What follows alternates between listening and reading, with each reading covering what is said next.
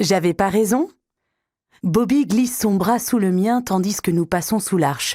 Bienvenue à Little Italy, en lettres lumineuses rouges, vertes et blanches, derrière laquelle nous découvrons un quartier animé, rempli de stands de rue, de musique, d'odeurs alléchantes et d'une foule à perte de vue. Conscient que ma passion pour la gastronomie est à peu près la seule chose susceptible de me faire quitter le confort de mon appartement ces temps-ci, mon meilleur ami, qui est aussi le propriétaire de mon logement, a insisté pour que je l'accompagne à la fête de San Gennaro, un festival culinaire et culturel italien que les New-Yorkais attendent impatiemment chaque année, à en croire Bobby. Dire que je suis plutôt casanière depuis que j'ai débarqué à sa porte il y a 9 mois est un euphémisme.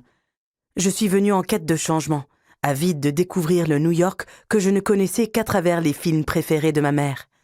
Vu où j'ai atterri, ça peut sembler risible, mais je pensais vraiment avoir une chance de décrocher un job au Katz Deli pour préparer des sandwichs au pastrami ou de trouver par miracle un poste vacant, rien que pour moi, dans les cuisines bourdonnantes du Plaza.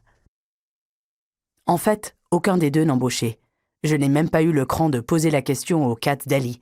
Il y avait tant de monde que la file se prolongeait dans la rue jusqu'au bloc suivant. En revanche, aux Bonnes Nouilles cherchait quelqu'un.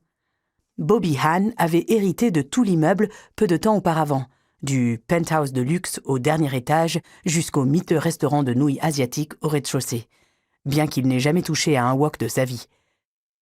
Je me plais à songer que l'esprit de ma mère géniale m'accompagnait quand je déambulais dans les rues sombres de New York, essuyant refus après refus. L'instinct m'a poussé jusqu'à Christie Street, sur la route de Bobby Hahn, qui était justement en train de coller l'affiche « Recherche cuisinier » sur la vitrine sale de son établissement.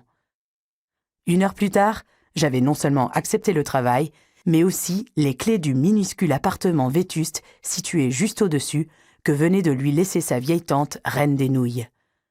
Mon petit logement fait tampon entre le penthouse que Bobby partage avec Robin, son mari, et le restaurant en bas, une éponge qui absorbe le bruit et les odeurs de cuisine pour qu'ils puissent vivre en toute tranquillité sans le moindre relent d'huile de cacahuète sur leurs vêtements ni sur leurs draps en coton égyptien.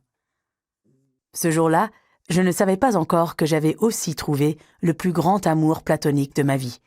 Bobby est devenu mon meilleur ami. Un frère, un merveilleux lot de sarcasme et de volubilité, de l'or humain en poudre pour une fille esseulée qui repartait de zéro à près de 5000 km de chez elle.